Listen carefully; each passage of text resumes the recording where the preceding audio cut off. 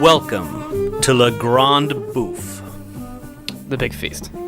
With myself, Cole Smithy, and Mike Lacey, we are here to copiously consume international culture and politics through the prism of a single film and a single craft beer. Oh, putting the beer right in the log line. Great. I think so. What do we got today?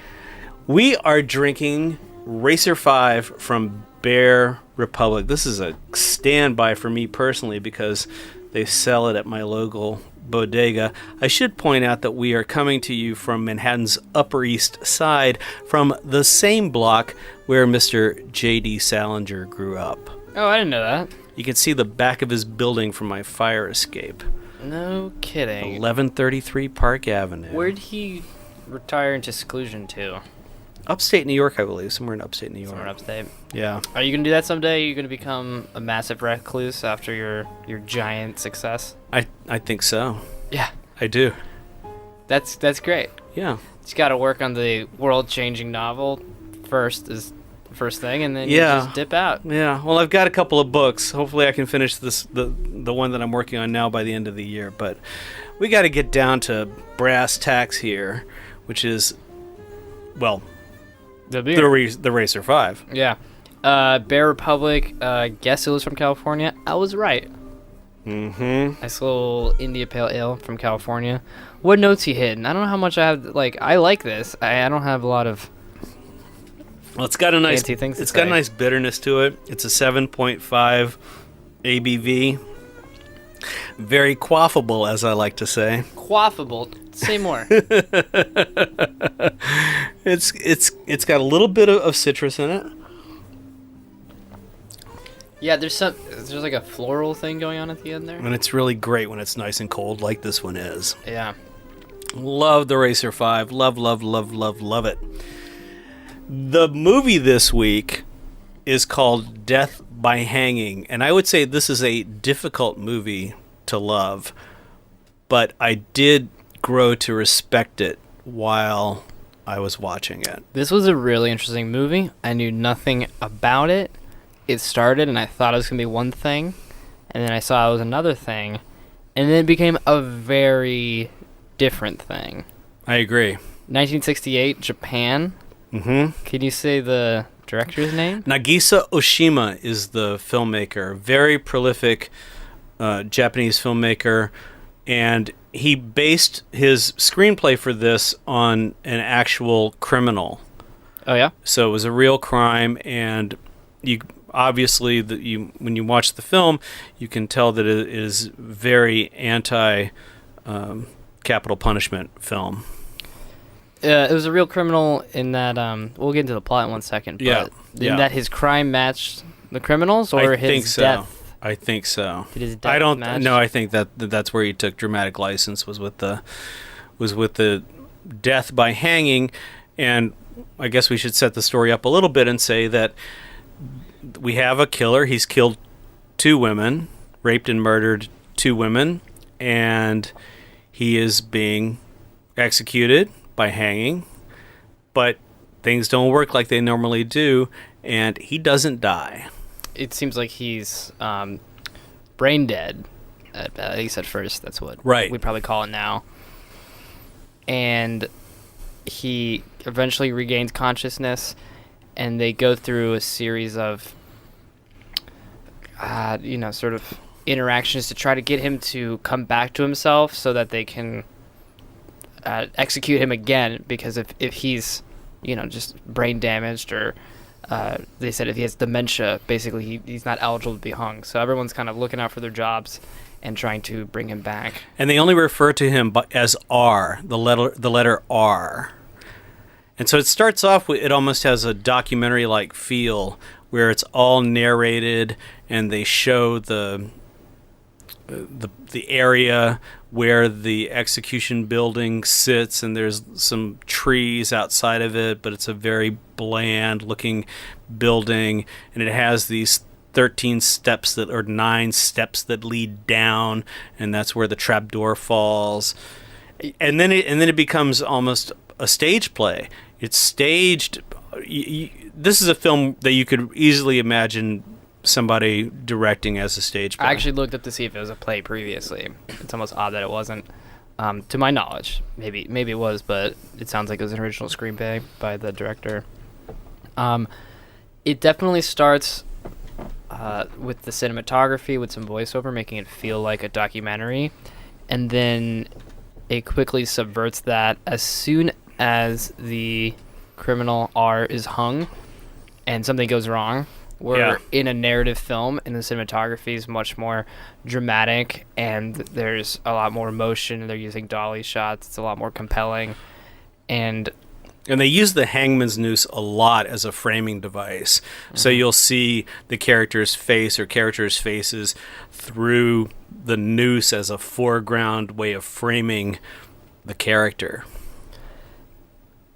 How do we talk about, like, I can follow it as being a realistic portrayal of what would happen in the situation, and it feels incredibly relevant to modern political discussions of the death penalty, because this is still happening, though I think a couple states might have death by hanging still.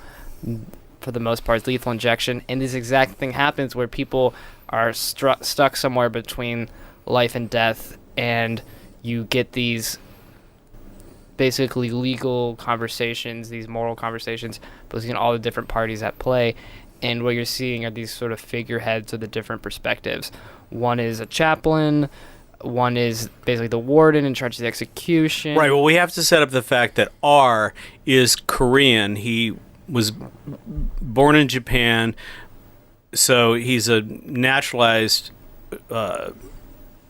Japanese citizen, I think. Is that right? He grew up. Yeah, he was born in Japan, but he's Korean, and so Korean racially, and so what you're experiencing is the way the Japanese bureaucracy views Koreans, and in their acting out of his crimes to attempt to get him to identify himself as this criminal, you see all of their racial prejudice. Yeah, so it's a very weird thing where they're trying to get him to come back into himself, to admit that he is himself, so that they can then kill him, because if he's now brain damaged, he's not eligible to be executed. That's it. And so you see all of these Japanese officials. Yeah, these Japanese officials, and they're all making they also have to, like, reach this conclusion. So there's actually, like, very interesting philosophical arguments going back and forth. And you have the priest that is saying his soul is gone, so even if he recovers his body and his consciousness, he's no longer the same him. And there's a bit of that classic film conflict where if someone forgets their crimes and they have amnesia, do they deserve to be punished? Are you the same person? You know, it's sort of this, like, I think it's a bit of a fallacy, but it's like we're all a sort of neutral blank slate, so if we forget all our memories, then we're no longer responsible for our crimes, which has, I think, different legal interpretations across the board. But it's a bit of that conflict. And then the movie just keeps adding layer after layer. And then where you were getting at, and it doesn't come in for a little bit, but they're trying to tell him that he's a Korean man. And he's like, well, you have to explain to him what being Korean means. You know? The movie really gets strange when you have these Japanese officials acting out what they imagine, is the life of a young Korean, and what his childhood was like with his brothers and sisters. And the set changes. They put up all of this newspaper as the walling of his house, as if he's living like a peasant. And all of this is overseen by this commissioner, this Japanese official who's the head bureaucrat, who looks at he observes everything just completely dispassionate. Is he the one kind of like in that little window thing? That's right. And he always has the Japanese flag, the big Yeah. red circle behind him. At first, I thought he was a picture because he was sitting there, and He then sits more so and more still. officials like kind of wind up behind him. It goes from a documentary to a sort of A very polemic, heavy kind of stage play. The second level, it feels like 12 Angry Men kind of, and you think, oh, that's what this movie is. But then it's all of these adult men who have been these very sort of like stoic figures, and they're dressing up in costumes, and they're doing what I think in America would equate to be doing like almost like blackface. Like Koreans are definitely seen as an inferior race, as they're explained like in this movie, and they're doing what must be like horribly and they're offensive. acting out all of their ideas of what it is like to rape and kill. So you're getting all of this social subtext of what the Japanese think of the Koreans, but also of these officials, of their own inner sense, this inner desire that they have to experience that kind of violence. The one official who he wears glasses, and he's so gleeful in acting out this guy's crimes, and it really reaches into farce. They're super rapey. Oh, well, yeah. I mean, it is about a rape. The guy he's accused of raping and killing two women. Yeah. One who was riding a bicycle, and the other who he attacks on the roof of a high school. And so at exactly the middle point of the movie, I noticed the movie goes, they leave the room that they're in, and we're basically following the murderer in a fantasy sequence, which is sort of remembering what his life was there. And so you're seeing all these officials in some way like empathize, like understand it, but then it crosses just like you kind of get a sense that the movie is saying that, if you understand where someone comes from, then their crimes are understandable, they're not inherently evil. But it turns into more of a condemnation of these people that are standing in judgment, and they're in the reenactment. They're not standing like, disgusted by what he's doing. They're basically doing it for him in these flashbacks, right? And they're all wearing these weird black clothes and are like this Greek chorus, and they have these elements of. One of them is a war criminal who has served 3.5 years. And then there's another who is a general who mowed down 50 men, but he's a hero. Yeah. And so you really get this weight of murder and how these people are all murderers, but they have, because these particular crimes that this guy's been convicted of have this fetishistic sexual element, they're really attracted to that. They're like flies on shit. And then it's also, so in going back to what seems like it's going to be about is indictment of capital punishment, there's it seems like it's really saying that it's almost saying so many people in our culture have committed atrocities, and some of them were praised and some of them were punished, but what now is being what people are being killed for are like oppressed minorities who are acting out in ways that are seen as sexually perverse, but in some ways that those people were doing what all of us like want to do. Like it made like the average person seem very the average man seemed very full of like rape impulse.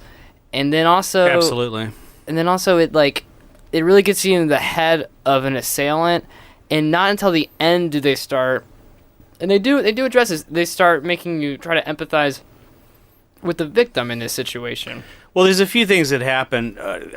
They don't pull any punches. Oshima doesn't pull any punches about religion. We've got this Catholic priest there who, at one point, one of the officials is trying to make this a Buddhist he's trying to reconcile Buddhism in the equation, and the Catholic priest will have none of it. And then later on in the story, the Catholic priest, I don't know if you remember this, Mike, but where the Catholic priest is kissing the guy's neck. I didn't forget that. Oh boy, when it comes in the movie, you think, what is going on? And essentially, these guys, they've passed around the good old wine bottle, and they're doing the frat boy thing where, oh, it's good to, let loose once in a while. And they're sitting around, like, powwowing, talking about the genocides that they committed, and they're just everything is showing. All of their inner nature, all of their frat boy mentality is just on grand display for everyone to see. So this is 68, which is like, I don't know what's going on in Japan in 68, but I know what's going on in the United States in 68. I know what's going on in France in 68. It's like such a powerful year. And this in Germany too in 68, you had I think what seems like a similar vein going around the world, which is a big fuck you to the 1940s generation, the greatest generation we've now sort of like come full circle on, but this huge indictment on these people where it's sort of... Oh, it's a huge indictment of the military-industrial complex. It's undeniable. And just the culture that... And the culture. Lived through World War II, and... It's sort of saying, like, I think part of what it's saying is you dare to stand in judgment of people who commit crimes now when you did all of these things under the guise of nationalism and war and of patriotism. These are things that some of you were praised for. Well, it brings up that great idea, which is if you condemn murder, then you can't murder. Mm-hmm. And, you see how... they indemnify themselves by saying, it's the nation that murders. And R says, are you the nation? Where's the nation? Show me the nation.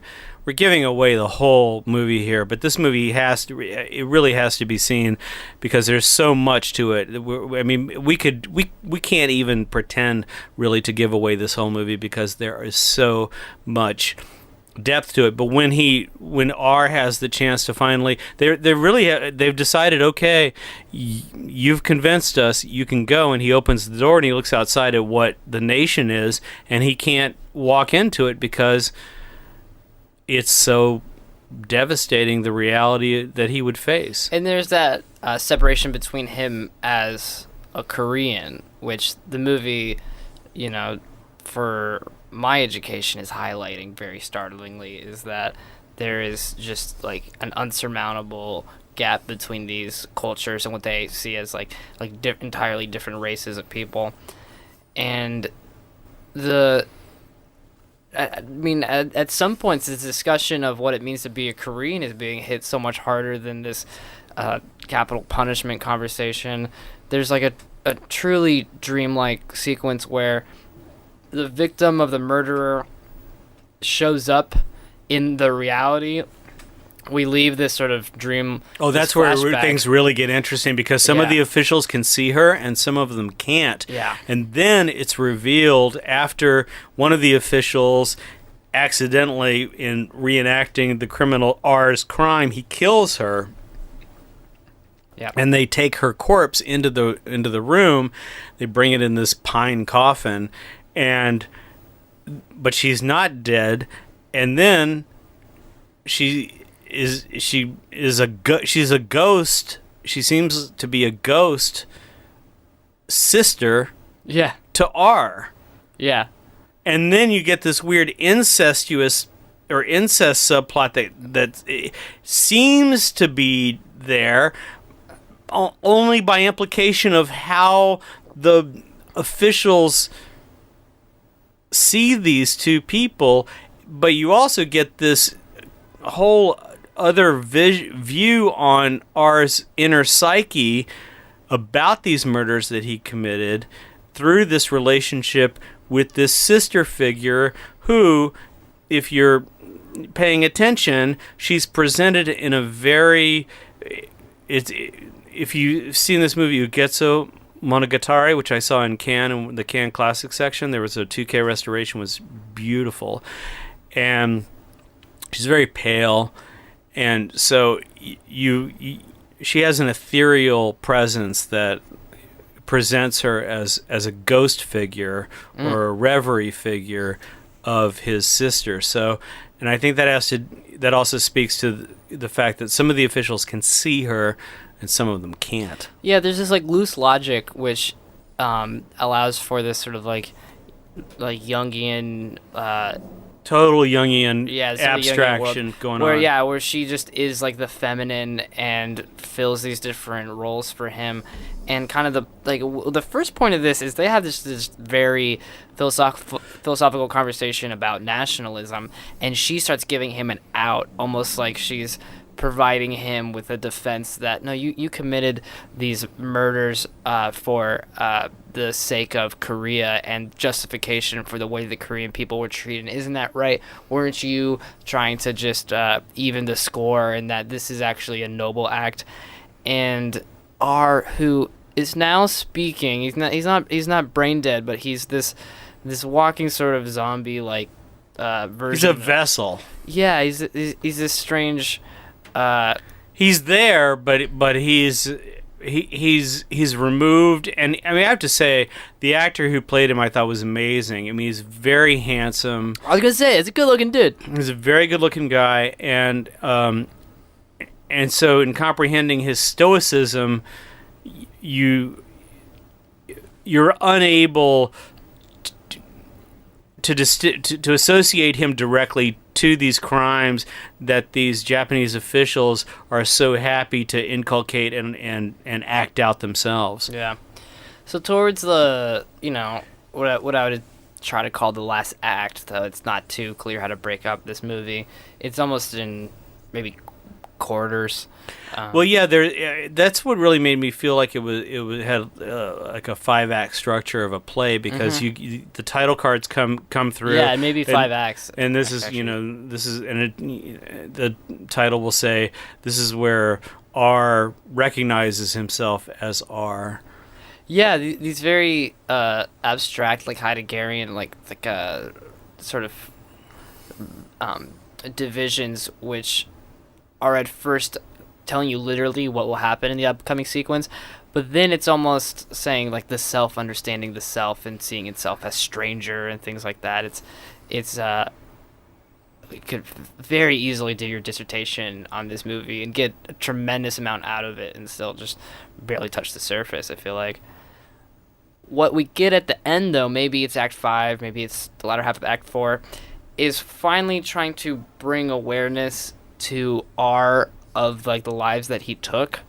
And this is where I felt this movie was topical, very topical to discussions we're having right now. There's that like horrible trial for is it Stanford swimmer who was found raping an unconscious girl, and he got 6 months in jail because the judge was worried about ruining his future. And the victim wrote this really powerful like open letter, basically, which was read at the trial, and it's being shared all over as we speak maybe a week from now. This will be a couple news cycles behind, but the letter she wrote is really startling to a lot of people, and I think it's very powerful to me because it's this very level-headed, how can you say what you're saying and deny my reality of what these circumstances were. And a lot of this play is almost giving empathy to this perpetrator. It's showing the people standing in judgment, like, who are you to pass judgment? But then it does, and someone might say that it takes too long, but it comes around to, and what about these lives that you took? Like, it's making this argument against capital punishment, but you have to say, what is there? What is justice? Well, to me, the stroke of genius is having the female character, the female embodiment of the victim, be his actual sister, by making that a familial connection. Yeah, but isn't it's like it's even weirder. It's like, but he didn't have an older sister, right? but it's almost like he can more easily access and have empathy for an archetype. Well, this like is the that. well, this is the this is the literary device that Oshima brings to the game. He's introducing this way of thinking where you have to subliminally you have no choice but to accept it. It's completely it's completely reliable. You can't there's no there's no friction between the idea that okay,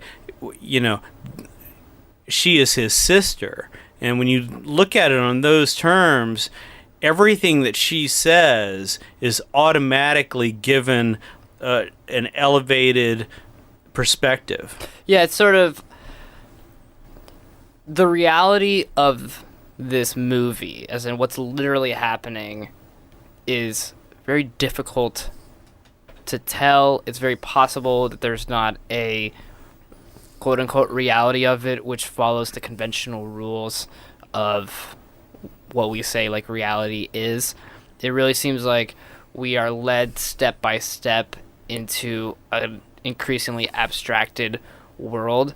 But I haven't really said how I feel with this movie. I think this movie's fantastic. Yeah. It's a very, very interesting and powerful movie. And the way But you cannot come to this movie looking for what we think of in Western culture as entertainment. This is for Western audiences. This is a big can of spinach. The Wikipedia had the word Brechtian within the first 7 words, right. And I think that kind of hits it. You're seeing a meta movie. You're seeing an experience more than a film per se.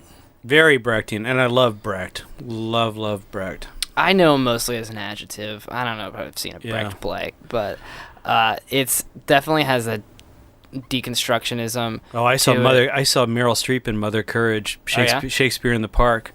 Amazing. I stood in the rain and I sat there and shivered. It was one of those free Shakespeare in the Park, and every summer in Central Park they do free Shakespeare. And this one had Christopher Walken, Philip Seymour Hoffman, Natalie Portman, Meryl Streep. No, wait a minute.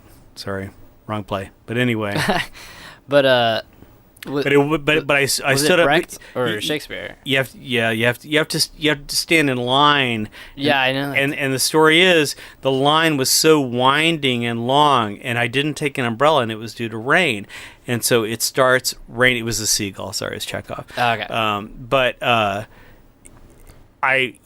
So people, it's raining, it's pouring rain, and people are just leaving out of the line with the presumption that they're not gonna stage the play at 8 p.m. And at about 20 minutes to 8, a girl came out and said, "All of you that are online, you're all gonna get into the play."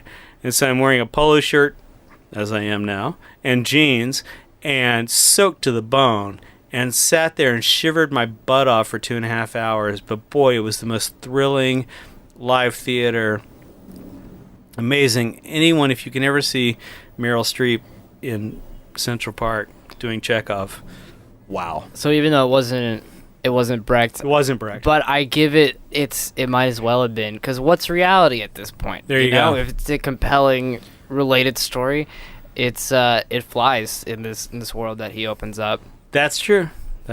No, I mean, it's how you think about your existence and the world around you, and how you connect to the character. And the thing that this movie does is it really enables you to connect to this criminal, this murderer.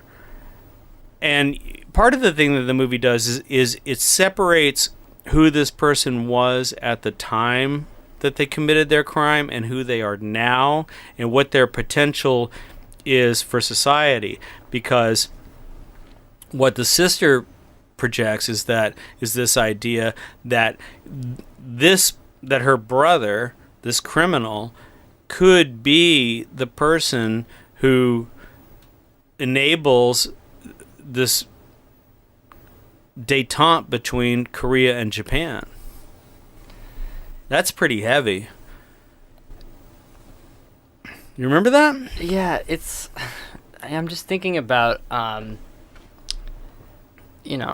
it's amazing how many different heavy ass things it throws at Oh you. my goodness. Its balancing act is very impressive. That it doesn't at any point feel like it's just stuffing things down your throat.